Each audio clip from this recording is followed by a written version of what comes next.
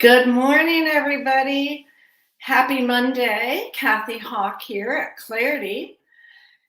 This morning, what I want to talk to you about is this kind of really, I'm going to say, very human subject, which is, Gary and I were talking about it this morning because he said, gosh, there I went and did something over and over again that I've worked so hard at learning a new way. And I said, well, that reminds me of a blog that you've written that where he says, I'm tired of being a work in progress. And that's what I call this morning's talk, because he reminded me, and as we were talking, that all companies have, and all great companies, I would say, have an internal or external even process for helping everybody self-improve.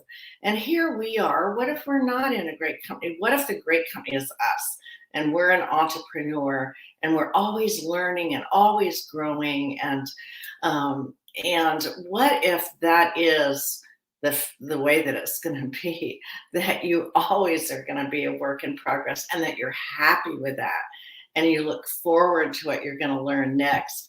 One of the best sorting mechanisms that I think of is using the second question on the Clarity check-in. And on your, let me get that for you, on your handy dandy attention guide, the check-in is right on the inside, so you don't have to memorize anything. It's just right there.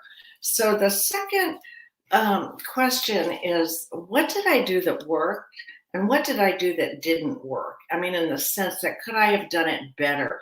Would I have gotten a different outcome if I'd done something differently? And of course, the answer is yes, if you keep a record of it, so that you keep relearning the new, more lights on patterns and eliminating the lights off ones. So the way that works is, in your journal, you keep a list of what worked and what didn't, what worked and what didn't. And what you'll find out is that over time, you'll do more and more and more of what worked, because it's bringing you conscious to the patterns.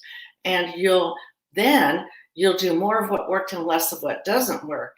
And it becomes a process of refinement. So over time, you'll find that you have to search more for your not works. And that's a good thing. It's like tuning a fine tune of a high vibrational thought mechanism that you just tune and tune and tune.